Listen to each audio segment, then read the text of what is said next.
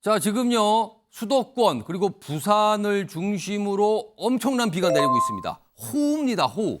그래서 관련 속보부터 좀 전해드릴게요. 자, 서울 27개 하천에 전부 통제가 되고 있습니다, 지금요.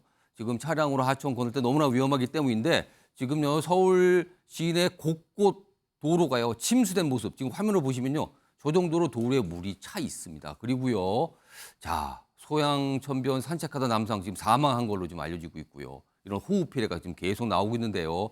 지금 차량 보시면요, 빗길에 미끄러져서 사고가 난 차량 모습도 보이고요. 지금 굉장히 어려운 상황입니다. 지금 보시면요, 교강 밑에 물이 저렇게나 찼습니다. 지금 속보 계속 나오고 있는데요. 그리고 밤 사이에 수도권과 부산 등에는요, 최대 시간당 70mm, 70mm 정도 비가 더 올 거라고 지금 예보가 된 상황입니다. 지금 화면 보시면요, 지금 하천변은요, 저렇게 물이 이미 차 있습니다. 저런 데 절대 나가시면 안 되고요. 지금 몇 가지 들어온 소식 보면요, 오늘 오후 3시 40분을 기해서 수도권과 부산 지역에 호우경보가 발효됐거든요. 그리고 위기경보 수준을 주의해서 지금 경계 단계로 상향한 상태입니다. 그러니까 단순히 조심하라가 아니라 매우 조심하고 웬만하면 외출하시면 안 됩니다. 이 단계로 가 있습니다, 지금요. 이거 명심하셔야 되고요.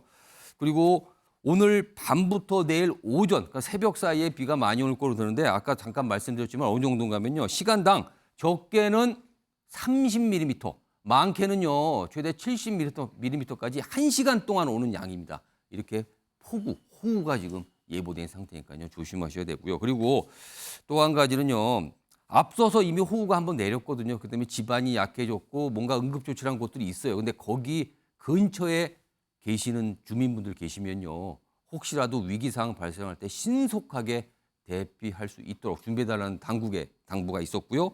그리고요, 지금요, 내일 오전 정도까지는요, 웬만하면 정말 피치 못할 일이 아니라면 야외 활동이나 외출은 삼가하시는 게 좋다는 당부도 있었습니다. 자, 호우 관련 속보부터 좀 전해드렸습니다. 자, 그럼요, 정치와이드 본격적으로 출발하겠습니다. 첫 번째 이슈 키워드로 확인해 봅니다.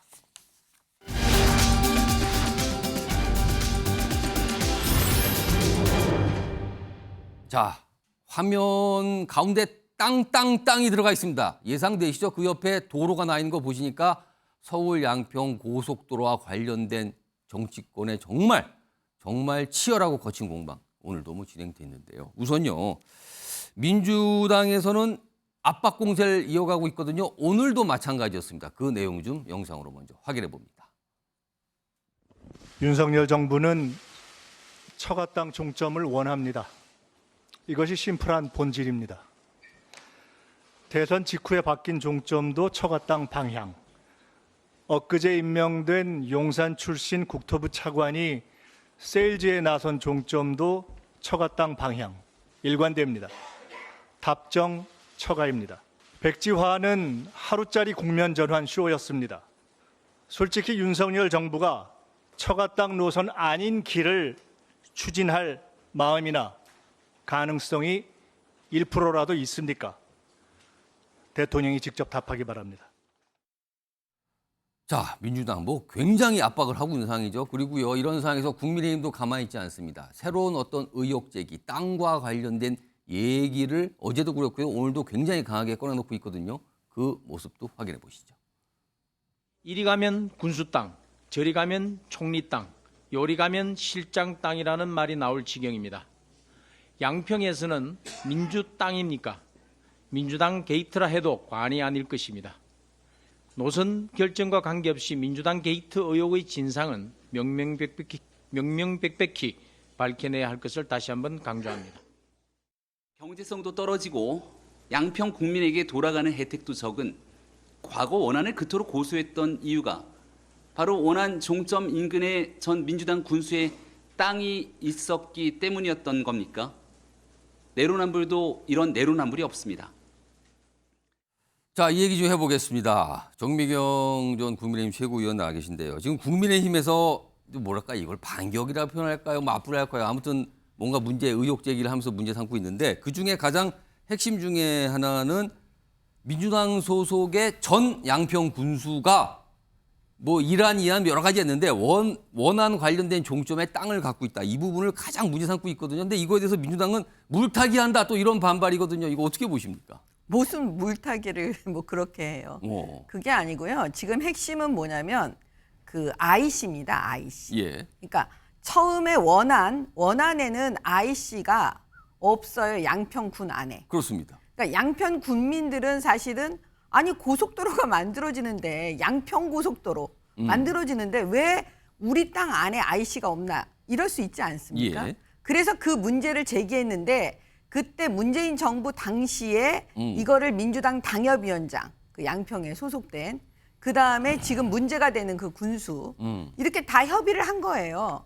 그래서 양평군에서 그거를 그 당정 협의가 끝난 그 결과를 예. 더불어민주당에 냅니다. 그러면 어떤 일이 벌어지냐면 그러면 강화 IC 그게 이제 말씀드린 그 강화 IC입니다. 예.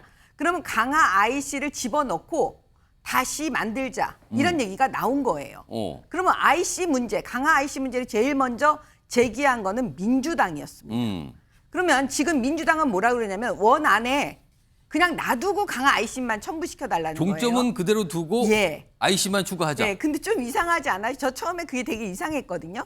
그러면 지금의 김건희 여사를 물고 늘어지는 민주당의 논리대로라면 아니 세상에 왜 저렇게 원안을 넣고 강화 IC를 넣자고 하지 하면 보통은 강화 IC를 넣으려면 변경해야 돼요. 그러니까 지금 2번, 저 파란 색깔 네. 노선 2번을 말씀하시는 거죠. 네, 근데 예. 만약에 그 2번처럼 저런 일이 벌어지면요. 약간 이게 똑바로 가지를 않잖아요. 그러네요, 그러니까 지금 보통은 지도상으로. 저렇게 안 해요. 예. 공무원들이 저런 식의 일을 잘 안 합니다. 그러니까 이제 수정안이 막 나올 수가 있는 거예요.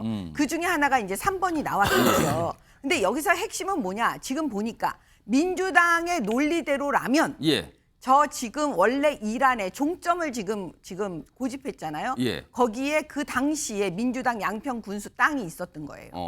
그다음에 핵심은 뭐냐면 그 예타가 통과되기 전 4개월 전에 그 땅을 샀어요. 또 많이 자기 공포. 추가로 샀다는 얘기가 추가로 나오죠. 더 산 예. 거죠.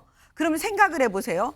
그러면 결국은 민주당 양평 군수 땅을 위해서 지금 저렇게 원안을 고집했던 것이 아니냐. 논리적으로 그렇게 된다는 지금 거죠? 논리적으로 제가 말씀을 드리는 거예요. 아니 근데 더 나가서 언론을 보고 깜짝 놀란 게 있습니다. 유영민 전 비서실장 땅도 있대요. 그다음에 또 있어요. 지금 강화 IC를 제일 먼저 그 당정 협의 끝에 정부에 요청한 민주당. 예. 그 강화 IC 근처에 김부겸 전 총리 땅이 예. 있는 거예요. 근데 이상하지 않으세요? 그래서 지금 김건희 여사 특혜 의혹을 가지고 예. 지금 난리치는 민주당에게 묻고 싶은 거예요. 지금 정동균, 유영민, 그다음에 김부겸 이 땅 문제를 다 감추기 위해서 그런 것이 아니냐. 이런 생각이 있고 두 번째는 뭐냐면 세월호 7시간처럼 예. 박근혜 대통령 탄핵 그 전에 얼마나 물고 들어졌습니까? 근데 사실은 지금도 사과 안 해요. 똑같이럼 이것도 양평 고속도로를 그 김건희 여사를 계속 물고 늘어지면서 예. 윤석열 정부를 탄핵하기 위한 끌어내리기 위한 예. 전초전으로 만들려고 했던 것이 아닌지 이렇게 의심하고 있기 때문에 예. 그 원희룡 장관이 어쩔 수 없이 이걸 멈춘 것입니다. 자, 민주당 소속이신 전재수 의원 나와 계신데, 그러니까 국민의힘에서 3가지 땅을 이제 문제 삼았어요.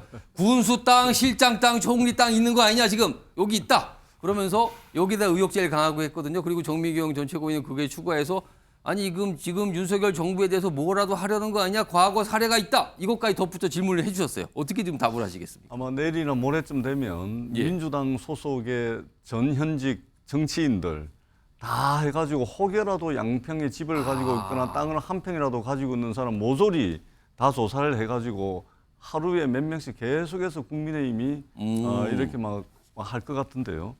저는 정치권과 정치인들이 정말로 이게 나쁜 버릇이 있습니다. 의혹이 있고 설명을 요구하는 부분, 그런 문제 제기를 하면 언론과 예. 이런 데서 문제 제기를 하면 그 부분에 대해서 설명을 해야 되는데 예. 본질과 핵심에 대해서는 설명을 하지 않으면서 끊임없이 다른 걸 끌어들여 가지고 예. 물타기하고 저기 뭡니까 맞불 놓고 이런 거는 정치권이 하지 않아야 됩니다. 정치인들이 금도가 있는 것이죠. 그 뭐 의혹이 있으면 수사를 통하든 국정조사를 통해서 해야 되겠지만 이런 식의 대응은 집권 여당답지 못하다 이 말씀을 분명히 드리고요. 예. 자, 이것은 두물머리 인근의 6번 도로에 대해서 말하자면 15년 전부터 양평 국민들이 극심한 교통 정체를 해소하기 위해서 15년 전부터 끊임없이 요구했던 수건 사업이었고 그리고 여기에는 일부 경기도민, 서울 시민들까지도 강하게 바라던 그런 사업이었습니다. 그런데 이것이 2008년부터 시작이 예. 돼가지고 좌초됐다가 다시 살아났다가 또 좌초되고 살아났다가 이 과정을 거치면서 결국 2017년도에 종점을 강상면으로 하는 노선이 확정이 되고 2021년도에 법이 정한 절차와 과정을 거쳐서 예비 타당성 조사 등등 행정적 행위들을 통해 가지고 예. 노선이 결정이 된 겁니다. 근데 어느 날 갑자기 아무런 공청회, 아무런 주민 설명회, 아무런 관계기관의 협의 없이 종점이 변경이 됩니다. 그래가지고 변경된 종점 강상면을 딱 보니까 거기에 김건희 일가 땅이 엄청나게 있다는 거 아닙니까? 이 부분을 설명을 예. 하라는 겁니다. 왜 1조 8천억짜리 국책 사업이 예비 예. 타당성 조사까지 통과해가지고 법이 정한 절차와 과정을 거쳐서 행정적 행위들을 통해 가지고 차근차근 착착 예. 진행이 되다가 느닷없이 왜 이것이 바뀌었는지 이 부분을 설명하라는 것인데 엉뚱한 이야기를 하고 있는 겁니다. 이런 식으로 의혹을 계속해서 키우면 결국은 수사기관의 수사와 예. 국회 국정조사를 통해서 밝힐 수밖에 없다. 이렇게 가면 결국은 집권 여당의 정치적 부담은 더 늘어날 수밖에 없다. 이 말씀을 드리지 않을 수가 없습니다. 정미경 전 최고위원께 좀 추가 발언 요청하셔서 제가 뭐 짧게 드릴게요. 짧게 말씀하시죠. 아니 지금 금도라는 단어를 얘기하셨거든요. 예, 금도. 가 있어야 되는데. 오. 근데요. 정치인들에게 금도는 무엇일까요? 오. 거짓말하지 말아야 되는 게 일차적인 금도입니다. 예. 근데 지금 민주당이 우리한테 다 보여줬던 것 다 국민들께서 다 아십니다. 안 잊어버렸어요. 청담동 술자리. 오. 의혹을 제기했어요. 우리 보고 설명하래요. 예. 청담동 술자리는 다 거짓말로 시작한 거예요. 거기 자기네들이 거짓말로 시작해놓고 뭔 설명을 해요? 그다음에 그 전자파로 몸 튀겨질 것 같아. 이런 노래 불렀잖아요. 아, 사드 얘기하시는 건가요? 그때도 얘기했어요. 그 전자파는 전혀 해롭지 않다고 우리에게 영향을 미치지 않는다. 그렇게 말했는데 민주당이 어떻게 했습니까?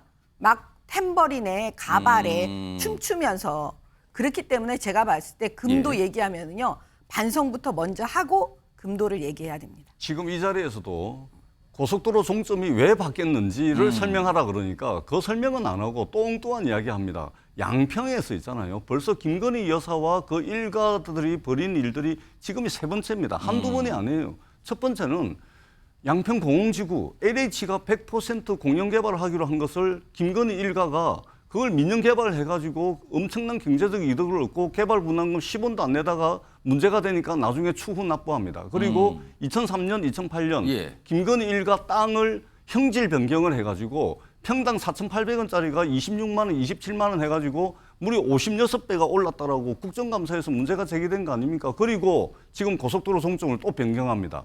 도대체 김건희 여사 일가가 양평군에서 무슨 일을 저지르고 있는지 한두 번이 아닙니다. 세 번째입니다. 그렇기 때문에 언론과 국민, 야당이 이 부분에 대해서 설명을 하라 그럽니다. 그런데 1조 8천억짜리 국책사업 15년 동안 차근차근 착착 진행되던 예. 그 국책사업을 어느 날 갑자기 백지화시켜버리면서 이런 식으로 물타기 하는 겁니다. 집권 여당의 모습이 아니다. 국가 경영, 나라 경영 이렇게 하면 안 되는 것이죠. 정석으로 하시라라는 말씀을 드리겠습니다. 지금 민주당이 두 분 당황을 말씀 했어요. 들어봤는데 잠깐만요. 지금 네. 두 분 말씀 들어봤는데요. 국회에서도 각각의 정당들이 여러 종류의 회의하는데 그 회의 때마다 이런 비슷한 주장과 반박과 또 다른 의혹 제기 그거에 대한 반박 계속 공방이 뭐 도돌이표처럼 지금 상당 기간 오고 있어요. 그런데요.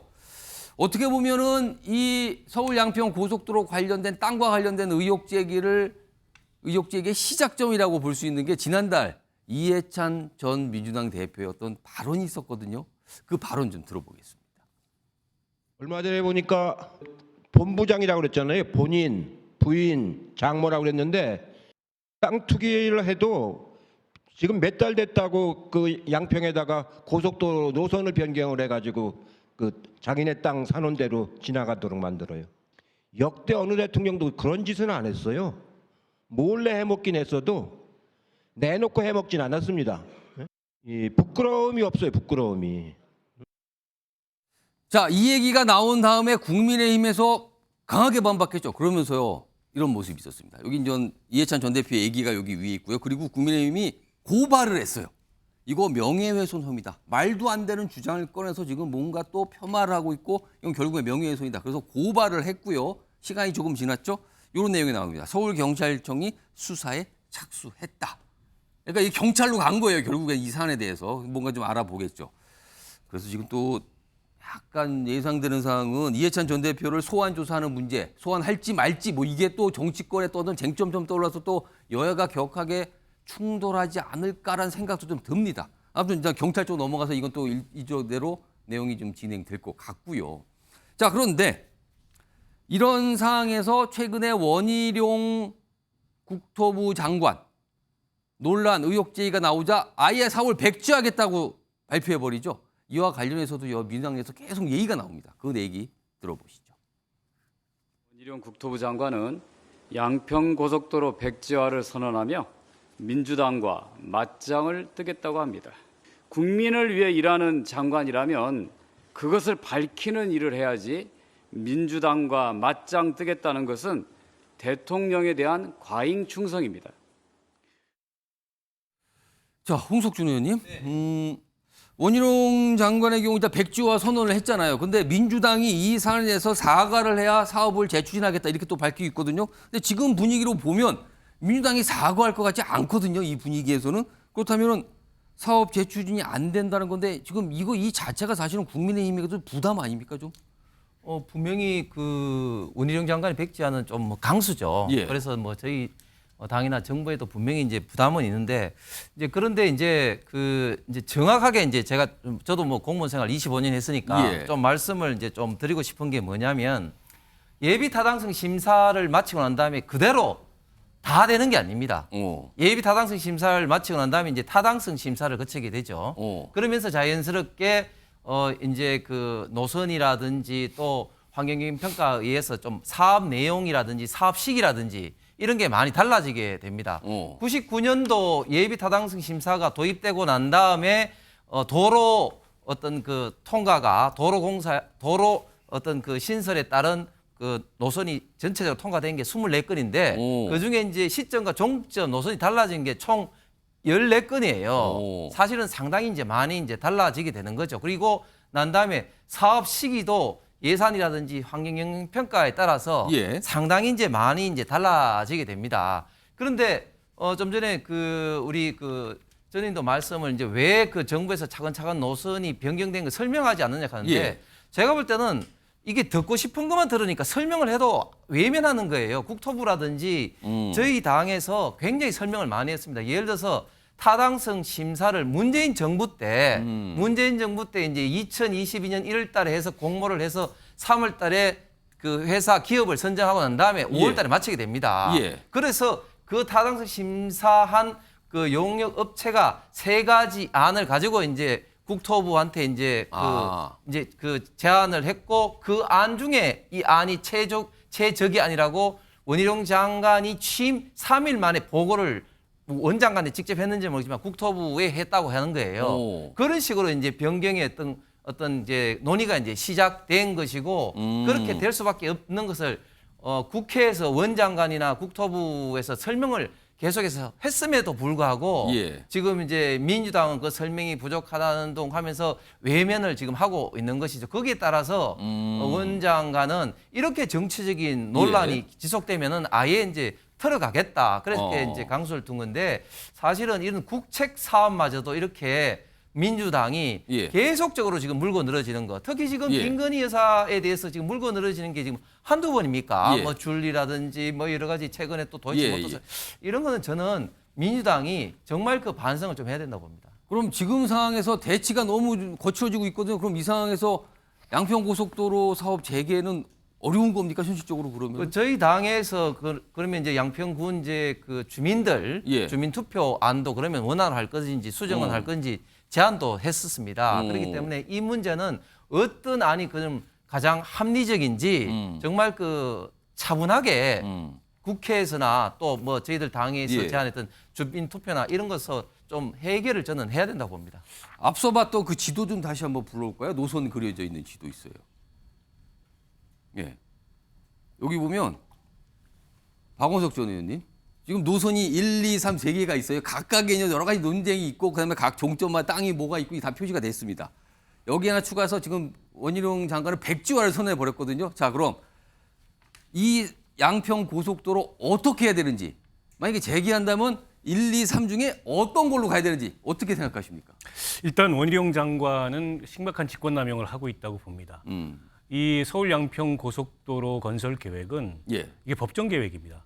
국가도로망 종합계획 하에 예. 이 고속도로 건설 기본 계획에 따라서 수립된 2017년에 확정된 사업이고 2021년에 예타를 통과했는데 이거를 국토부 장관이 직권으로 취소한다? 이미 예. 각 부처 협의까지 진행이 됐고 이미 이게 이제 예산이 집행된 예, 데다가 이게 이제 예타나 타당성 조사가 끝나고 나면은 뭐 기본 설계, 실시 설계 그 예산까지 다 잡혀 있는 사업입니다. 예. 근데 이거를 국토부 장관이 야당이 의혹 제기하고 기분 나쁘게 한다고 직권으로 취소한다? 저는 있을 수 없는 일이라고 생각하고요. 취소되지 않습니다. 결과적으로. 저는 지금 정치적으로 굉장히 무리수를 원희룡 장관이 두고 있다. 이 예. 말씀을 첫 번째로 일단 드리겠고요. 그렇게 판단하신다는 거고요. 예. 자, 일단 저 문제의 사안이 등장한 거는 작년 5월 이후입니다. 그 이전까지 한 번도 등장하지 않았습니다.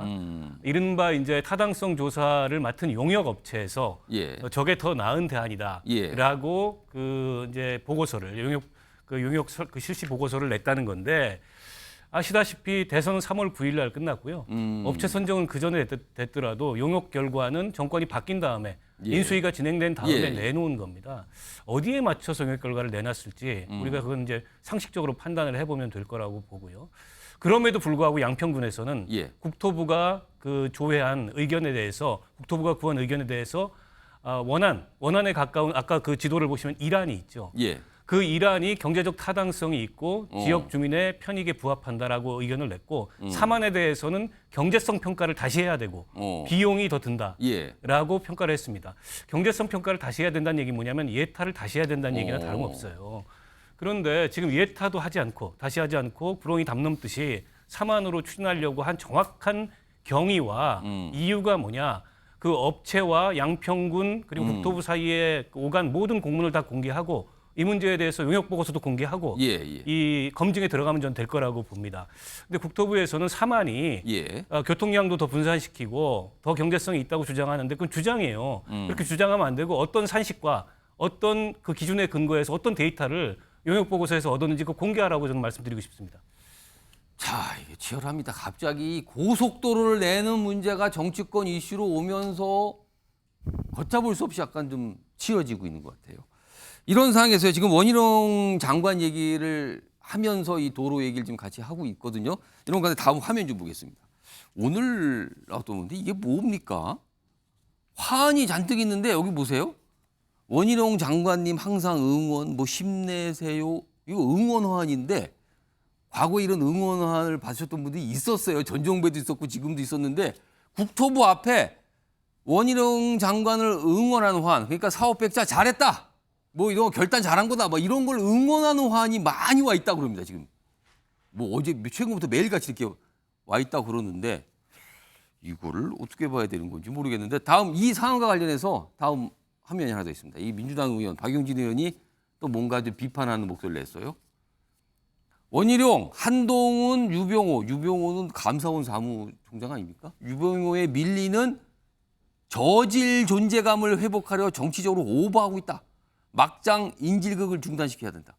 아, 뭔가 존재감을 키우려고 이러는 거 아니냐고 또 이렇게 해석을 했네요. 자, 이 얘기는요. 전재수 의원님하고 정미경 전 최고위원 두 분 의견 좀 들어보겠습니다. 일단 전재수 의원이 보시기에 원희룡 장관은 왜 이렇게 강수를 뒀다고 판단하십니까? 꽃다발 받지 않습니까?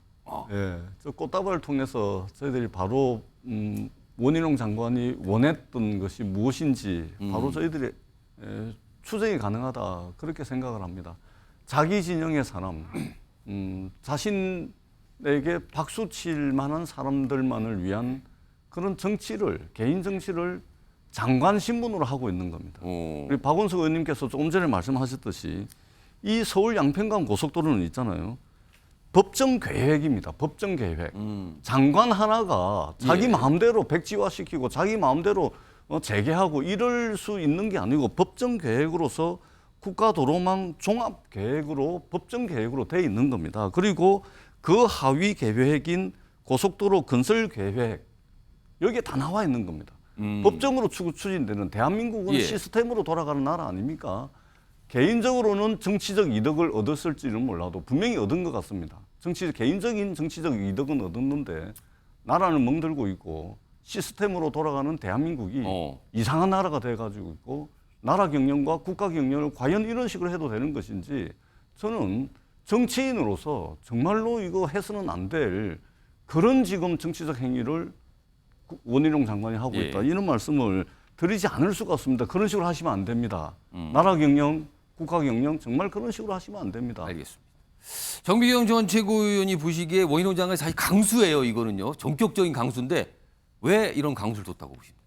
민주당을 너무 잘 알아서 그런 것 같아요. 아, 민주당 잘한다. 국회의원들을. 예. 왜냐하면 지금 후쿠시마도 예. 사실 겉으로는 국민 건강을 내세우지만 국민 건강을 위해서 지금 민주당의 이재명 대표와 국회의원들이 저렇게 반발한다고 생각 안 하거든요. 오로지 윤석열 정부의 타격을 가하기 예. 위해서 그 친일 프레임을 만들어가지고 예. 지금 그런 의미로 지금 시작한 거예요. 다 알고 있어요.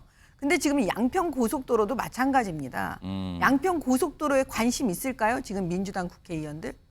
관심 없고 오로지 이것도 정쟁이죠. 예. 오로지 김건희 여사 특혜 의혹을 제기해서 처음에 시작을 그렇게 해가지고 윤석열 대통령 뭐 탄핵하자. 지금 이렇게 끌어내려고 한다는 거를 다 이미 아는 거예요. 그래서 저는 원희룡 장관이 어쩔 수 없이 예. 이제 국력 낭비, 국력 소모 얼마나 소모전이 길겠어요. 국민들 너무 힘드시잖아요. 예. 그래서 저는 멈추게 됐다라고 봐요. 자, 박원석 전 의원님하고 홍석주 의원님도 지금 발언기 요청하셨거든요. 제가 시간을 좀 봐서 보니까 한 1분 정도씩 드릴게요. 전체적인 말씀 좀 하실 것 같은데 먼저 박원석 전 의원.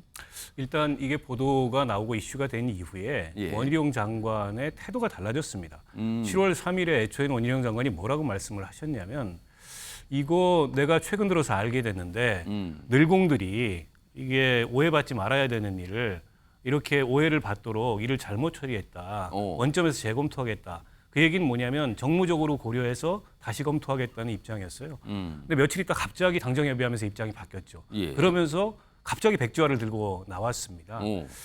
야당에 제대로 된 설명을 한 게 아닙니다.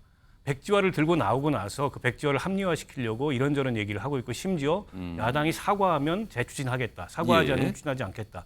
이게 이 국가 법정 계획에 잡혀 있는 사업을 볼모로 이런 식의 이제 정치적인 언행을 하고 있는데 굉장히 부적절하다는 말씀을 드리고요. 야당이 문제제기 못할 만한 사안입니까? 아니 말 바꿔서 지난 정부 시절에 노무현 정부 시절이나 문재인 정부 시절에 예. 혹은 김대중 정부 시절에 국가 고속도로 기본 계획이 변경이 됐는데 거기에 영부인 일가의 땅이 있다. 당연히 지금의 국민의힘 보수정당도 문제 제기를 했을 겁니다. 그러면 그 문제 제기가 잘못됐으면 설명을 하면 돼요. 이걸 백지화할 게 아니고 왜 백지화하냐는 거죠. 본인의 권한도 아닌 걸 예. 가지고서. 알겠습니다. 홍석주 의원님. 예, 저는 몇 가지 팩트 체크를 좀 말씀드리면 일단 법정 계획했는데 지금 예. 도로라든지 철도는 이제 국가 계획이 있습니다. 예. 법정 계획이죠. 그런데 이걸 언제 이 도로, 이 철도를 시행하느냐 이런 것은 전적으로 뭐 예산이라든지 어떤 그 수요라든지 어떤 정책적 판단에 있는 겁니다. 그래서 법정 계획이라고 해서 지금 당장 해야 된다 이런 사항이 분명 아니라는 말씀드리고 그리고 박원석 의원 말씀 중에 이 노선이 이번이 처음이다 그랬는데 천만의 말씀이 정병국 의원 이 지역의 예. 다선 의원이셨죠. 정병국 의원도 2010년대, 2015, 16 예. 그 연도까지 이제 거명하면서 그때부터 계속해서 몇 가지 노선 중 이런 이야기가 있었다. 그리고 현재 양평 군 관계자도 그런 동일한 이야기를 벌써 하고 있습니다. 그리고 예타를 새로 받아야 된다는 것은 원래 총 사업비에 15%를 이제 새로운 어떤 노선이라든지 이게 예. 변경하게 되면 이제 예타를 새로 받아야 됩니다. 그런데 이 사항은 15% 미만입니다. 지금 국토부 예상으로는 한 140억을 예. 이야기하고 있습니다. 그래서 예타를 지금 새로 받아야 되는 그런 어떤 사항은 아니고 그다음에 지금 원희룡 장관이 왜 이렇게 이제 강수를 떴냐면은 민주당이 계속해서 말을 바꾸는 거예요. 예를 들면 이해찬 전 총리 같은 경우 지금 투기를 통해서 뭐 부당이득했는데 지금 딱 보니까 투기가 아니고 오래된 선산 아닙니까? 그러니까 이게 투기가 아니고 말이 자꾸 지금 달라지면서 이 계속해서 지금 발목을 잡고 있다. 예. 그런 어떤 태도가 저는 제1당의 바람직한 태도는 절대 아니라고 생각합니다. 이게 팩트. 잠깐만요. 잠깐만 지금 다들 손 드셨어요. 근데 한 분만 드릴게요. 시간 지금 이거 30분 했습니다. 지금 이 얘기 가지고. 그럼 국민의힘 전재수 의원님께 제가 그렇죠. 깎아드릴게요. 예, 국민의힘에서 말씀을 하셨기 때문에 우리 예. 그 홍석준 의원님 뭐 취지는 알겠지만 사실관계 좀 바로 잡아야 될 부분이 있습니다. 이게 서울 양평 고속도로는 2017년도에 제1차 고속도로 건설 계획에 반영이 되어 있습니다. 이 의미는 뭐냐면 지역별로 교통 접근성을 확보하기 위해서 다른 고속도로보다 추진 우선순위가 높은 중점 사업으로 지정이 되어 있는 예. 겁니다. 그다음에 지금 1차 용역을 끝내고 2차 용역을 하기 전 단계거든요. 예. 지금 백지화를 했지만 이 용역 계약 해지를 안 한 상태입니다. 그렇기 때문에 일개 장관이 이 사업을 백지화하고 엉망으로 만들 그럴 권한이 전혀 없다라는 말씀을 드리고 정치적 행위를 하고 있는 겁니다. 이게 나라 일을 가지고 예. 자신의 정치적 이득을 위해서 이런 식으로 아니 그러면 국토부 장관 그만두시고 나오셔가지고 정치를 하세요. 이 말씀을 드리고 싶습니다. 자, 이 이슈가 지금 시청자 여러분께서 네 분 패널분은 여러 차례들 발언하시면서 입장, 반박, 주장 다 끊으셨거든요. 국회에 가면요. 각 정당에서 내놓는 어떤 주장, 표현은 이거 이상으로 갑니다. 오늘 사실 패널 네 분께서는 굉장히 자제된 상황에서 절제를 하시면서 사실 말씀을 하셨어요. 자, 이 정도 정리하고요. 다음 이슈 넘어가 보겠습니다. 이거는 야당과 좀 관련이 있습니다. 이른바 명락회동이죠. 오늘요. 이재명 대표, 이낙연 전 대표 만난다고 예고가 됐거든요. 저녁. 그런데 갑자기 연기가 됐습니다. 이 내용이 화면을 좀 보겠습니다. 원래 만찬 회동이 잡혀 있었어요. 그리고 비공개 일단 뭐 해서 비공개 가지고 여러 가지 얘기가 있었는데 그래서 다들 기다렸죠. 아, 저녁에 만나나 보다. 이 시간쯤 되면 만나고 있겠구나. 이거였어요. 근데 갑자기 몇 시간 전에 연기가 됐습니다. 이유는 호우 경보가 발효가 됐고 수해 이런 거 대비해야 된다. 그러니까 비가 많이 와서 연기가 된 거예요. 이유는. 근데 갑자기 비가 많이 와서. 비가 많이 온다는 건 오늘 오전에도 많이 왔고요. 비 많이 온다는 얘기는 예보가 됐었는데 오늘 저녁에 갑자기 한 2시간 정도 남겨놓고 갑자기 연기가 됩니다. 그래서 지금 정치권이 이게 무슨 상일까라고 여러 가지 생각과 해석들을 하고 있어요. 이 얘기 좀 해보겠는데 우선요. 앞서서 이 명락회동과 관련해서 두 전현직 대표가 한 말이 있습니다. 확인해 보겠습니다. 네, 백시장도 만들어야 될 어려운 시국이어서 모두가 힘을 함께 모아야 일정을 조정하고 있을 겁니다. 흔히 정치인들이 말하는 그런 줄다리기가 있지는 않아요. 처음부터 인사 드리고 난 다음에 뵙는 걸로 얘기가 됐었고 인사 마친 뒤의 일정으로서 일정을 조정 중인 것으로 압니다. 전재수 의원님 줄다리기 없다 그랬는데 지금 이게 나를 잡았다가 직전에 갑자기 연기한 거예요. 뭐 취소는 아니라지만 근데 이유는 비 얘기를 꺼냈단 말이에요. 이거 정말 비 때문에 연기된 겁니까? 아니면 뭔 일이 있는 겁니까? 이거 어떻게 봐야 됩니까? 저는 비 때문이라고 봅니다. 아, 비 때문에요? 예, 정치권과 정치인들의 어떤 정치적 행위라든지 예. 정치적 메시지는 분명히 뭔가를 목적하는 바가 있는 것이 통상적이긴 한데 근데 이 경우는 좀 틀립니다. 지금 일기예보상 지금 전국의 대부분의 지역이 지금 호우경보 주의보가 내려져 있고요. 특히 오늘 밤부터 시작해가지고 내일 아침까지 어떤 지역 같은 경우는 시간당 70mm 집중호우가 지금 예보가 돼 있는 상황이거든요. 그리고 그동안 비가 많이 왔기 때문에 집안이 굉장히 약해져 있는 어떻게 보면 이게 물난리가 예고가 돼 있다라고 봐도 무방할 정도입니다. 그런데 당내 문제로 한가하게 저녁에 앉아서 식사를 한다, 차를 마신다. 이거는 이해할 수 있는 국민들이 그렇게 많지 않습니다. 혹시요 만나기를 약속을 해서 만난다고는 알렸는데 만나는 게 뭔가 거북해서 비가 핑계된 건 아닙니까? 비가? 그럴 리가 있겠습니까? 그건 아닙니까? 그리고 이번 한 번의 만남으로 두 분의 생각이 좀 접근 방식이 좀 틀린데 한 번의 만남으로 다 해결되지가 않습니다. 두 번, 세 번, 네 번 계속해서 만나야 되고 그렇기 때문에 여기에는 그 정치적 의미를 부여할 필요는 없겠다. 우리가 자연재해 그리고요. 근데 좀 오늘 대비를 해야 사실 되겠다. 만남이 예정됐을 때도 하나 논란이었던 게 뭐냐면 비공개라는 거였어요. 비공개.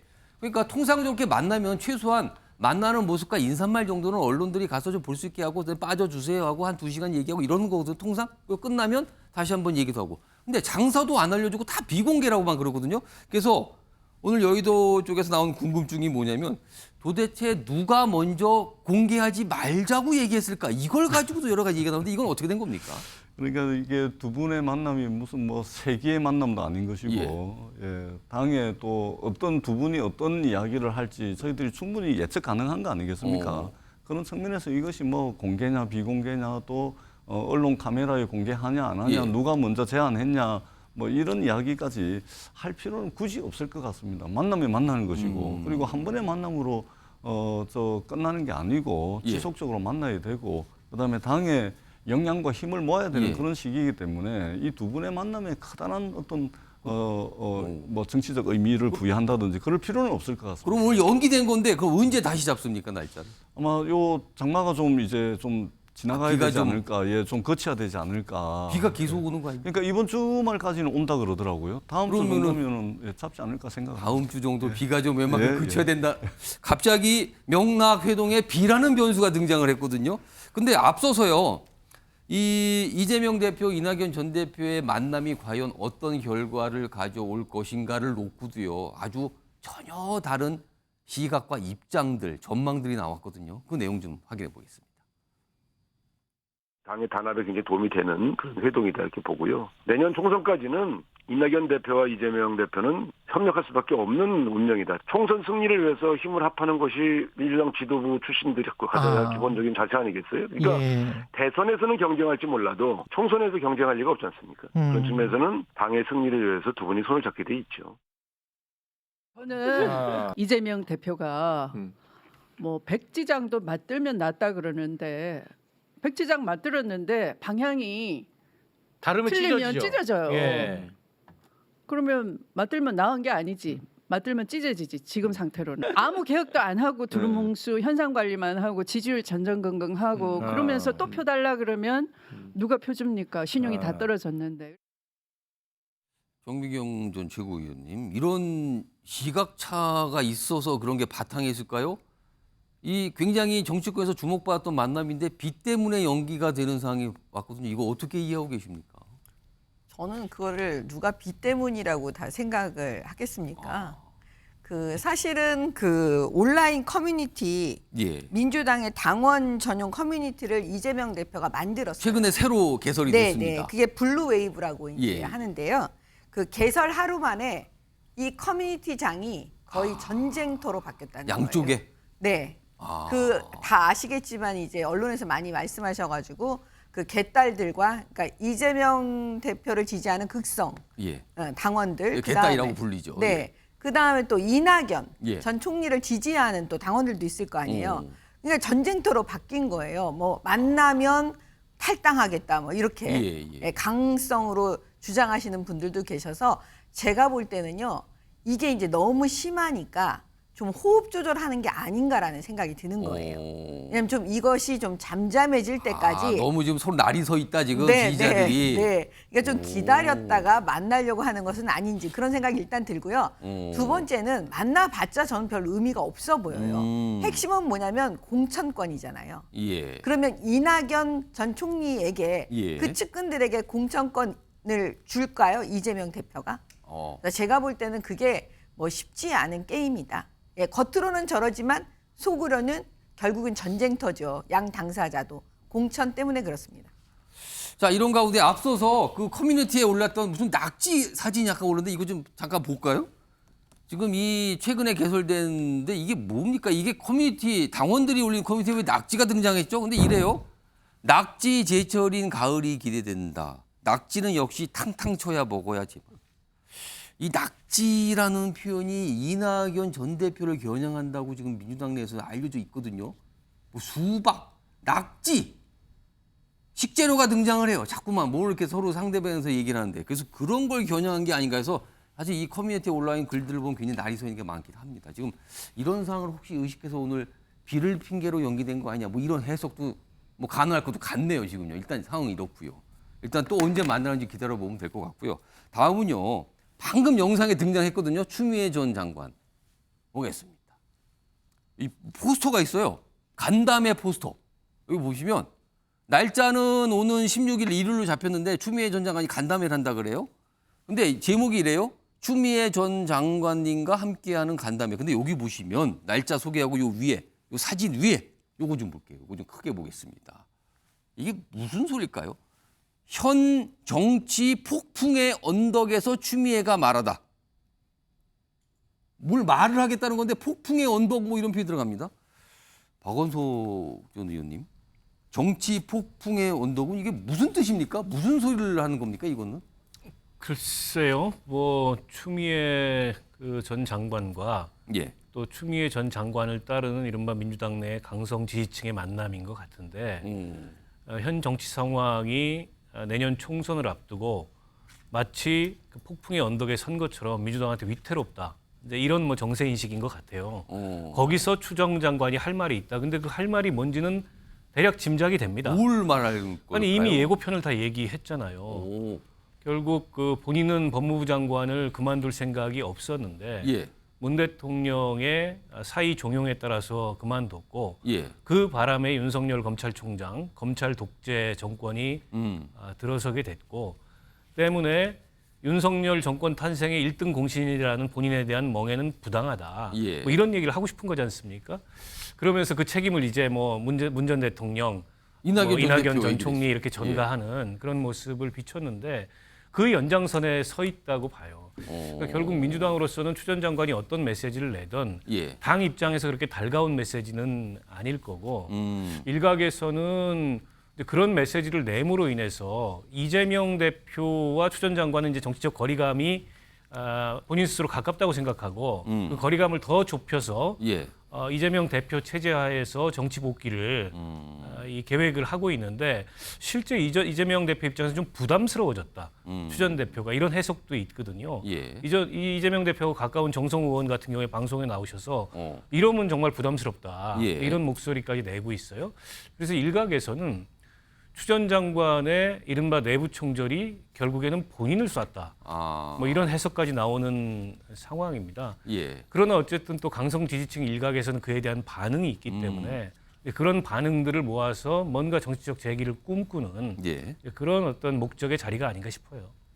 지금 사실 정치권에서는요, 이낙연 전 대표의 정치 재개, 정치 복귀와 추미애 전 장관의 또 정치 복귀 이게 뭐가 맞물려서 같이 뭘 가는 거 아니냐? 근데 결은 완전히 다르게 가는 거 아니냐? 뭐 이런 전망들이 좀 있거든요. 그래서 뭐 지켜봐야 될 문제고요. 뭐 이 정도로 좀 이 얘기 좀 마무리하겠습니다. 그리고 이 이른바 명락회동 이게 잡히는지 어떻게 되는지 모르겠습니다만 기다려보도록 하죠. 그리고요. 다음 주제는요. 이거는 여권이라고 좀 표현을 해야 될 것 같은데요. 여기도 장관이 등장합니다. 보겠습니다. 한동훈 장관의 전남 방문기입니다. 어제부터 1박 2일. 오늘은 일정이 끝났겠네요. 그러면 서울로 돌아오지 않았을까 싶기도 한데 일단 화면 좀 보시죠. 어제 오늘 각각 일정인데 어제 보겠습니다.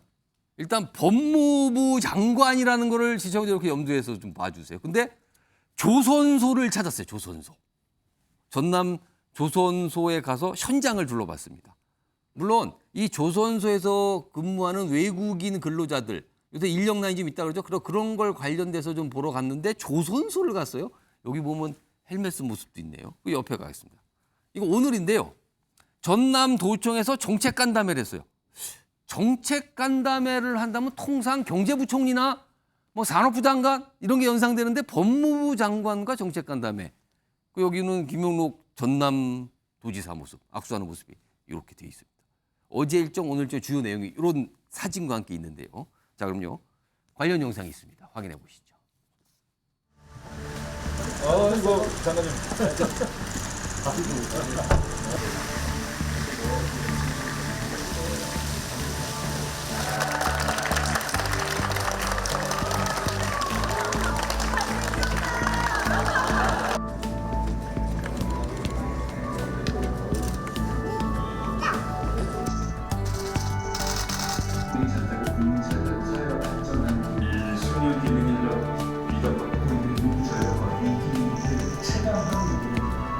외국인 전담팀도 만들고 앞으로 정착 지원군을 표시도요. 법무부 전라남도 뭐 이렇게 간다음에 이렇게까지 표시가 돼 있고요. 입장할 때 보니까 뭐 꽃다발에 박수, 셀카 저런 모습이었습니다. 지금요. 일단 요거 전재수 의원님하고 홍석준 의원님 질문 좀 드릴 텐데 우선 전재수 의원님. 법무부 장관의 지역 일정인데 이게 산업 현장이 포함이 됐거든요. 이렇게 방문하는 모습이었는데 이게 보통으로 그냥 보이십니까? 아니면 약간 이례적이라고 판단하십니까? 여러 가지 경험치상 어떻게 보이십니까? 저는 충분히 법무부 장관이 할 수 있는 현장 방문이다 이렇게 생각을 합니다. 할 수 있다. 예, 그 정도는. 특히 저도 이제 부산 지역에 있는 중소기업들, 제조업체 대표분들을 이제 사업하시는 분들 만나보면 지금 제조업 현장에 이게 사람 구하기가요. 정말로 상상을 초월합니다. 예, 특히 이제 최근에 경제가 전반적으로 어렵긴 해도 어려운 업종이 있는가 하면 또 어려운 상황에서도 또 이게 잘 되고 수주가 잘 된다든가 아니면은 이제 공장 생산 라인을 풀 가동해도 납기를 못 맞추는 그런 업종도 있더라고요. 그런데 문제는 사람을 못 구한답니다. 그러다 보니까 저희들한테 늘 하는 이야기가 이게 외국인 노동자들의 어떤 수급 문제, 특히 외국인 노동자들 중에서도 이제 숙련도에 따라서 좀 자기네들이 필요한 어느 정도 숙련된 이런 외국인 노동자들에 대한 이런 말씀들을 굉장히 많이 합니다. 요 정책을 중앙정부 중에서는 법무부가 합니다. 이민제도라든지 그다음에 출입국, 출입국 관련된 다 합니다. 거니까요. 그렇기 때문에 가장 대표적인 곳이 예를 들면 이제 조선업, 제조업 중에서도 그렇기 때문에 충분히 법무부 장관이 조선소에 충분히 갈 수 있고 저는 정책 간담회 하는 것은 통상적인 정책 행보다 그렇게 평가를 합니다. 홍석준 의원님, 근데 지금 보니까 전남도청들한테 뭐 굉장한 이게 환대를 받는 느낌이 있고 뭐 방명록에도 막 쓰고 그렇거든요. 근데 혹시요 한동훈 법무장관이 법무장관이긴 하지만 윤석열 정부에서 이른바 실세 장관으로 꼽힌다는 이런 부분이 좀 작용을 했을까요? 이거 어떻게 좀 보십니까? 한동훈 장관이 거의 셀럽급입니다, 사실은. 셀럽이다. 예, 특히 제 지역구에서도 한동훈 장관 사인 좀 받아와라고 부탁을 좀 많이 하시는. 대구에서요? 특히 여성분들이 많으십니다. 대구 여성분들이요? 예, 그리고 저희 당 그때 간담회에서도 여성 의원들이 한동훈 장관하고 특히 사진을 많이 찍으려 하고 굉장히 개인적으로 셀럽급에 가까운 좀 인기가 있고 저곳이 이제 그 전라남도 이제 목포죠. 목포가 과거에 이제 한라중공업의 3호 조선사가 이제 IMF 때 이제 부도가 나서 지금 현대 위포조선소로 이제 그 M&A가 돼서 이제 하고 있는데 지금 조선 경기가 굉장히 좋지 않습니까? 그런데 전현님도 이야기하신 것처럼 지금 노동력이 굉장히 지금 부족합니다. 그래서 저도 몇 개 지금 법안을 발의를 했는데 노동력을 이제 부족했는데 이제 지금 개별 기업이 이제 그 노동자 외국인 노동자를 하다 보니까 여러 가지 좀 수급에 있던 그 시기 문제라든지 또 여러 가지 질의 문제가 있거든요. 그렇기 때문에 그거를 좀 최대한 좀 개선을 하면서 특히 좀 이게 연장하는 문제라든지 또 지금 좋은 어떤 이민, 좋은 외국인 노동자의 가장 중요한 게 우리나라의 말과 문화와 그리고 어느 정도의 어떤 교육을 받은 분들인데 그분들 가장 좋은 게 결국은 우리나라에 유학한 외국인 학생들 아니겠습니까? 그런데 지금 현재 문제는 뭐냐면은 그 유학생들이 외국인 노동자가 되기 위해서 E9 비자를 받으려고 하면 안 돼요. 그런 문제가 있습니다. 그런 여러 가지 문제를 해결하기 위해서 지금 법무부가 지금 나서고 있는데 그곳에 이제 가장 현장인 전라남도 특히 조선소에서 그런 어떤 정책 간담회를 한 것은 여러 가지 좀 의미가 있는 것 같습니다. 지금 저 모습을 보고 다른 자치단체에서도 한동훈 장관과 간담회 한번 합시다. 뭐 이런 요청을 하는 게 아닌가 싶기도 해요. 뭔가 좀 해결해 달라고요. 자, 그런데요. 지금 어제하고 오늘 좀 전남 일정이 있었거든요. 근데 거기서 한 말들이 기록이 그대로 되고 있죠. 그럼 내용 좀 보겠습니다. 여러 가지 말들 중에서 일단 이 표현들을 한번 잘 봐주세요. 정미경 전 최고위원님 이 표현을 좀 잘 봐주세요. 조선업은 대한민국 경제의 과거이자 현재이자 미래다. 이게 어디 뭐 출마할 때 하는 얘기 같기도 하고요. 이게 무슨 조선업 얘기를. 그리고요. 어릴 때부터 가수 이난영의 도시 목포에 오는 게 꿈이었는데 오늘 소원 풀었다. 꿈이었는데 왔다. 그럼 여기는 그쪽 분들을 듣기 좋으라고 한 얘기일까요, 이거는? 다음 보겠습니다. 오늘 발언도 있어요. 오늘 발언은 조금 더 나가는 것 같아요. 국민 안전하고 잘 살게 하는데 중앙과 지방정부 여야의 생각은 같아야 한다. 대통령 발언인가요? 밑에 있습니다. 이건 뭐지요? 무슨 조선업 경기 이런 거 인력 이런 얘기하면서 물 들어올 때 노져야 하는데 노져올 사람이 없는 게 현실입니다. 자, 정미경 전 최고위원. 가만히 들어보면 이게요. 누구와 말했는지를 가리고 보면 대통령 또는 여당 대표쯤이 어떤 지역에 가서 했을 법한 표현들이 들어가 있는 것 같은데 어떻게 보십니까? 그 한동훈 장관을 바라보는 예. 많은 분들의 그 시각은 이제 그냥 장관으로 보시지는 않잖아요. 그냥 어떻게 장관 보면 혹시 정도로는 아닌 걸로 본다. 예, 혹시 이제 미래의 지도자가 될 수도 있는 어떤 정치적인 미래가 있지 않을까를 생각한다. 아니 언론에서도 이미 그렇게 오. 다루고 있습니다. 그렇기 때문에 그 한동훈 장관 스스로도 어떻게 보면 그 대한민국을 걱정하는 예. 어떤 미래를 걱정하고 그다음에 본인이 마음의 준비를 할 수도 있는 거 아니겠어요? 그런 걸 지금 의식한 발언일까요, 그러면은? 저는 그럴 수도 있고 뭐 아닐 수도 있는데 물 들어오는데 노조야 이거는 이렇게 장관 입에서 간단하게 나올 발언은 아닌 것 같아요. 이런 표현들은요. 왜 이제 이런 거 있잖아요. 누가 예. 이름을 자꾸 불러주면 아. 그 이름에 그 맞먹는 그런 마음 자세가 자꾸 또 되잖아요. 예. 저는 그런 현상일 수도 있다고 봐요. 오. 본인이 사실 처음에는 생각하지 않았을지라도 자꾸 이제 미래 뭐 그 자꾸 들으니까. 예, 들으니까. 그다음에 국회만 가면 기자들이 뭐 출마 얘기만 하니까. 네, 그리고 아까 좀 전에 화면에 보니까 지금 그 호남에 갔는데 예. 공무원들로부터 지금 굉장히 환대, 꽃다발, 뭐 예. 카메라 이런 거예요. 세대를 좀 받았어요. 상상을 뛰어넘는 예. 모습이라고 보여지거든요. 일단은 그렇기 때문에 지금 어떻게 보면은 그 윤석열 정부를 대표하는 그 대표 선수의 한 사람으로 어떤 미래 가치를 갖고 있는 그런 분위기 때문에 자꾸 마음가짐도 그렇게 갖고 계신 게 아닌가 저는 그렇게 봤습니다. 박원석 주任그런데요. 사실 한동훈 장관은 뭐 실세 장관이지만 정치적인 표현을 쓰자면 윤석열 정부에서 이른바 왕의 남자 뭐 이런 표현도 나오거든요. 근데 과거 정부에도 다 왕의 남자라고 지칭받던 분들이 있었어요. 그중에는 잘 되신 분도 있지만 참 어려우신 분도 있었거든요. 자, 윤석열 정부에서 한동훈 장관 왕의 남자라고 할 수 있는 그런 표현까지 듣고 있는데 과연 그 정치적 미래 어떨 것 같습니까? 이거 굉장히 어려운 전망인데. 그렇죠. 뭐 본인이 일단 어떻게 할 건지가 관건이겠죠. 그러니까 내년 총선에 한동훈 장관이 출마할지 여부에 대해서 여러 가지 관측이 있는데요. 예. 이제 출마를 한다면 어찌됐건 간에 윤석열 정부에 대한 평가, 중간평가 성격을 갖는 총선의 전면에 등장을 하는 예. 거잖아요.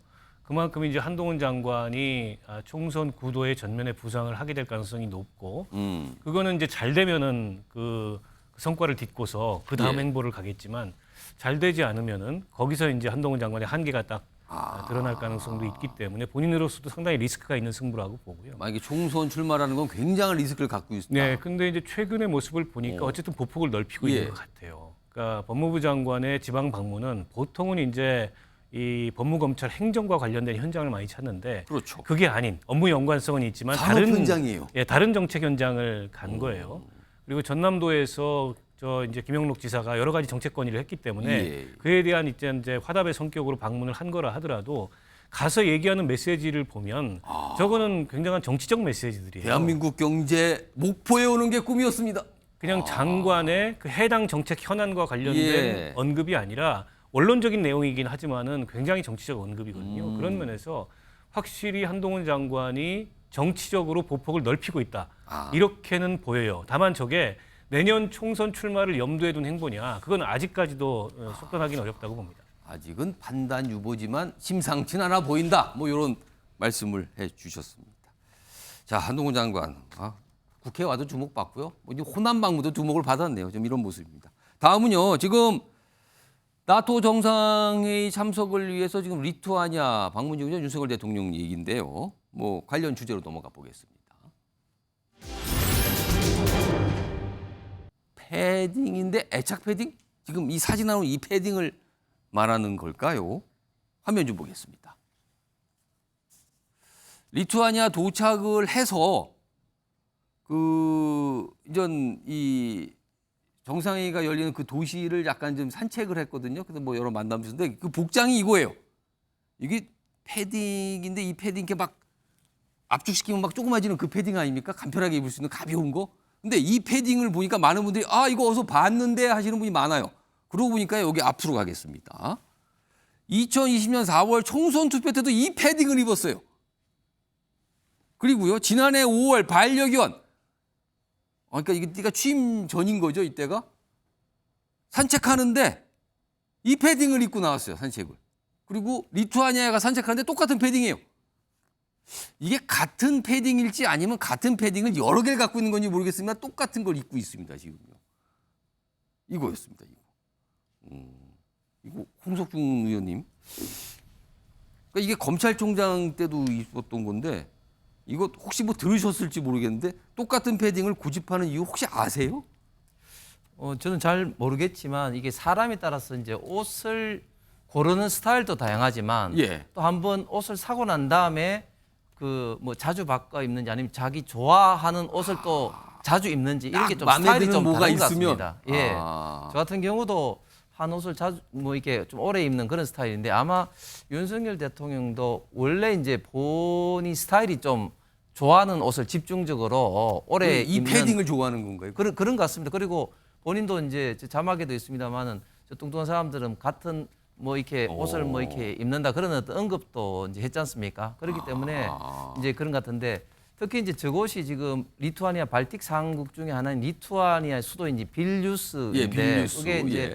이번에 나토 정상회담이 열리는데 사실 날씨가 저기가 굉장히 우리나라보다 위도도 굉장히 좀 높지만 좀 서늘한 편입니다. 지금. 쌀쌀한 날씨다. 예. 그래서 본인이 좋아하는 뭐 패딩을 저렇게 저걸 가져간 거네요. 그렇겠죠. 예, 자주 입는 것이 아닌가 그렇게 보여집니다. 알겠습니다. 거기 지금 제작진이 찾아보니까 지금 영상 18도 정도니까 약간 추울 수도 있겠네요. 오전은 더 춥고요. 그래서 저런 패딩 모습이 있었는데 지금 리투아 현지에서요. 이 대통령실 대변인이 뭐 이런 산책 상황 여러 가지 상황에 대해서 좀 설명한 내용이 있거든요. 확인해 보겠습니다. 산책을 하는 도중에 그 피트 리케츠 미국 상원 의원이 그 식당 야외 자리에서 식사를 하다가 대통령 부부를 발견하고 다가와서 인사를 했습니다. 그때 길가 야외 식당에서 식사하던 그 동료 미국 대표단 직원들이 윤 대통령을 보고 다 같이 아메리칸 파이를 떼창했다고 합니다. 현지에서 지금 대통령실 출기자들이 같이 동행하고 있잖아요. 근데 저런 브리핑 내용도 오늘 나와서 좀 소개해드렸습니다. 뭐 여러 가지 이모저모 내용들이었는데요. 자, 그런데요. 사실 나토 정상회의에 초청을 받아서 지금 리투아니아에 가 있거든요. 근데 사실 우려서의 관심사는요. 기시다 일본 총리와 만나는 일, 한일 정상회담이거든요. 이 자리에서 이번 주에 있을 거예요. 지금 이번 주까지 나토 정상회의 일정인데 그 사이에 지금 잡힐 거라고 예고는 돼 있는데 과연 만나서 어떤 얘기가 올까? 이게 사실은 우리한테 궁금한 지점이거든요. 내용 좀 보겠습니다. 여기 보면 일단 두 차례 정도 회담이 있을 걸로 예정이 됐는데 이런 오염수 관련된 입장들이 있잖아요. 기시다 일본 총리는 오염수 방류 계획 설명하고 이해를 구할 걸로 보인다. 일본에서 나토 정상이 참석하러 떠나기 전에 이런 얘기 좀 꺼냈거든요. 그리고 지금 우리 정부 입장이나 윤석열 대통령 입장은 국민 안전이 최우선의 입장이다. 자, 이런 입장들 나왔는데 자, 오늘 이 한일 정상회담과 관련해서 민주당에서 나온 목소리가 하나 있습니다. 확인해 보시죠. 한일 정상회담을 앞두고 국민 안전을 위한 3대 조치를 제안합니다. 첫째, 대통령께서 한일 정상회담에서 일본의 후쿠시마 핵물질 해양 투기 잠정 보류를 요구하는 것입니다. 대통령실은 국민의 건강과 안전을 최우선으로 하고 정부의 입장을 전달하겠다고 밝혔습니다. 그렇다면 해양 투기를 보류하는 것이 답입니다. 정미경 정책위원, 윤석열 대통령이 혹시 기사 총리를 만난 자리에서 오염수 방류 보류 요청 이거를 지금 야당에서 그렇게 해달라고 주장하는 거잖아요. 그런 일이 있을까요? 그거는 어떻게 보십니까? 지금 야당은 어차피 시스템하고 아무 상관없이 계속 처음부터 이게 이제 정쟁의 도구로 이용되었기 때문에요. 또 똑같은 얘기입니다. 그 오염수 방류하는 거 반대해달라. 그 얘기를 꺼내달라는 거잖아요, 지금. 예, 그 얘기잖아요. 보류해달라는 말이 결국 그 얘기잖아요. 근데 이제 지금까지 이게 문재인 정부에서부터 사실 이 후쿠시마 오염수에 대해서는 지속적으로 정부가 검토해 왔습니다. 그러니까 문재인 정부나 윤석열 정부나 저는 입장이 똑같다고 봐요. 예. 이건 어쩔 수 없는 거기 때문에 국제 기준에 맞춰서 그냥 우리가 가야 된다. 그럼 어쩔 수 없지 않는가. 이게 전반적인 그 입장이 저는 같다고 보거든요. 그 정의용 당시 실장이 얘기한 것도 비슷한 내용이고요. 그런데 이번에 이제 그 일본 그 총리가 우리한테 기시다 총리가 우리 대통령한테 이 부분에 대해서 얘기를 하는 건 당연한 거죠. 얘기를 안 하고 한다 그러면 더 이상하잖아요. 그러니까 당연히 그 일본의 입장이 어떤지 아마 양해를 구하면서 자기네들이 최선을 다했다는 여러 가지 얘기들을 할 거 아니겠어요? 그럼 또 우리 대통령께서는 이미 이거는 어떻게 보면 정부와 정부 간에 문서로는 다 내용들을 숙지가 되어 있을 거예요.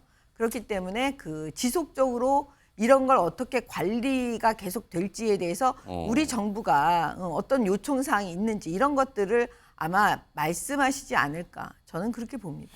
박원석 교수님 혹시 기시다 총리가요 수산물 수입 금지 철폐 요청을 꺼내는 거 아닐까요? 저 자리에서?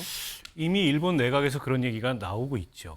이번에 기시다 총리가 그 얘기를 꺼낼지는 모르겠습니다. 그 얘기를 꺼내기에는 조금 시기적으로 이르다 생각할 수도 있어서 그 얘기는 뒤로 밀어놓을 수 있는데 언젠가는 반드시 일본이 그 얘기를 꺼낼 거라는 건 예정이 돼 있는 거고 그렇기 때문에라도 전략적으로 지금 시점에 일본의 오염수 방류를 우리가 그냥 IAEA의 검증 결과만 가지고 받아들여서는 안 된다라고 저희는 말씀을 드리는 거고요. 어쨌든 일본의 오염수 방류는 일본의 국익에 부합합니다. 저희는 거꾸로 물어봐야 된다고 생각합니다. 대한민국의 국익에 부합하느냐 그게. 대한민국의 국익에 부합할 건 없다고 봐요.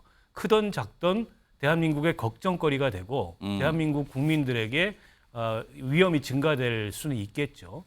그런 면에서 봤을 때 일본 오염수 방류에 대해서 걱정하는 우리 국내의 여론이나 국민들의 목소리에 귀 기울여서 그에 맞는 저는 외교적인 노력을 정부가 최선을 다해서 해야 된다고 생각합니다.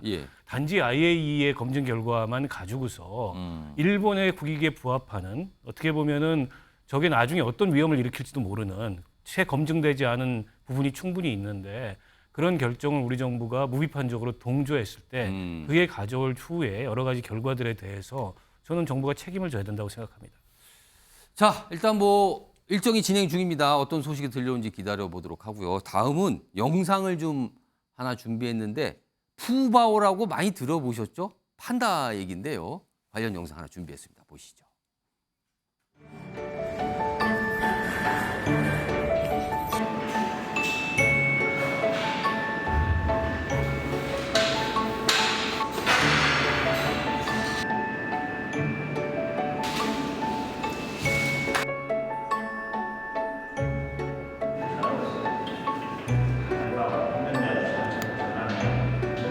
아이바오 많이 힘들어. 너무 잘하고 있어. 아이바오 밤새 지켜줄 테니까 걱정하지 마. 많이 힘들다 그지? 아이바오 많이 힘들어.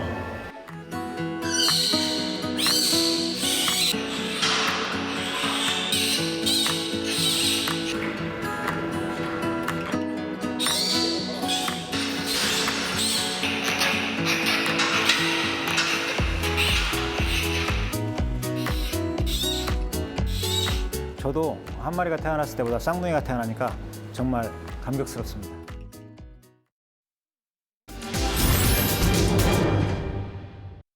자, 영상 보고 바로 넘어가세요. 다음 주제로. 근데 좀 약간 심각해 보이는 주제, 키워드가 좀 등장해 있습니다. 화면 좀 보시죠.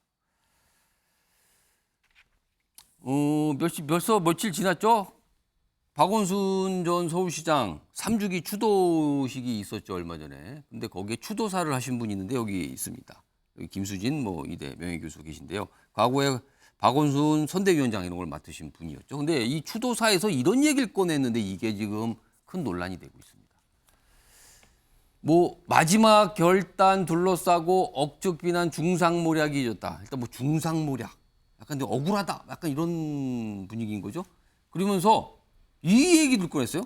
나도 제자들 손목도 잡고 어깨 두드리며 격려도 한다. 자연스러운 사제간 정 나눈다.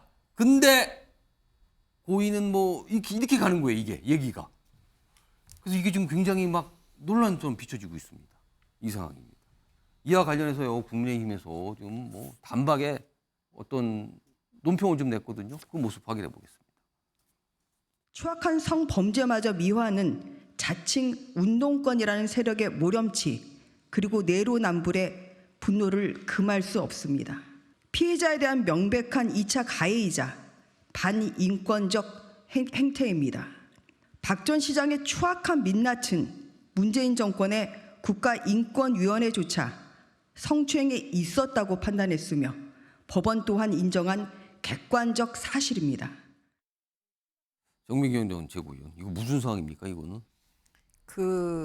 이 박원순 전 시장의 이런 부분이요. 예. 이 부분에 대해서 오죽하면 그 피해자 측 변호인이었던 김재련 변호사가 판결문을 아예 공개해 버렸다고 해요. 저도 지금 봤는데. 그 유족 측에서 제기했던 내용인데 그게 판결에 나오는데 거기에 뭐가 내용이 있다는 거죠. 네. 명백하게 인정하고 있습니다. 법원에서, 대한민국 법원에서요. 이는 성희롱에 해당한다. 뭐 구체적인 내용은 제가 빼고 그냥 핵심적인 거. 그다음에 이 사건에서 망인은, 그러니까 박원순 전 시장은 자신이 고소되었음을 알고 곧바로 자해에 의한 사망을 선택하였다. 그 의미는 자신의 잘못을 시인한 것으로 봄이 타당하다. 판결문 내용이에요. 딴 게 아니에요. 그다음 또 있어요. 마지막으로 이 피해자에 대해서 법원이 이렇게 말합니다.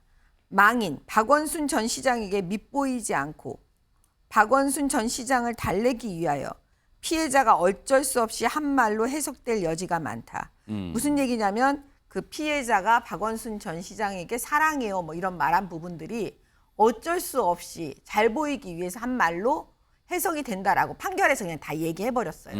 그럼 이 정도 되면요. 이 피해자한테 잘못했다고 해야 되는 거 아니에요? 반성해야죠. 그죠? 그 유족들도 그래야 되는 거잖아요. 그리고 박원순 전 시장의 주변 사람들도 당연히 미안함을 가져야 되잖아요. 피해자에게는 일단. 근데 그렇지 않고 지금 계속 아니라고 얘기하는 거예요. 피해자를 오히려 공격하고. 여기 보면 저열한 주홍 글씨가 쓰여졌겠나? 네. 그러면 어떻게 되겠습니까? 이 피해자 입장에서 절대로 용서 못하는 겁니다. 그리고 2차 가해라는 게 바로 이런 겁니다. 근데 지금 민주당은요. 지금 이 부분에 대해서 침묵하고 있어요. 그래서 국민의힘이 등장하는 거죠. 이거는 국민의힘이 등장할 이유가 없어요. 어떻게 보면. 인간적으로 딱 봤을 때 이건 말이 안 되는 거기 때문에 누구든지 이건 아닙니다. 다큐 찍어서는 안 됩니다. 공개해서는 안 됩니다. 사과하세요. 이렇게 말해야 되잖아요.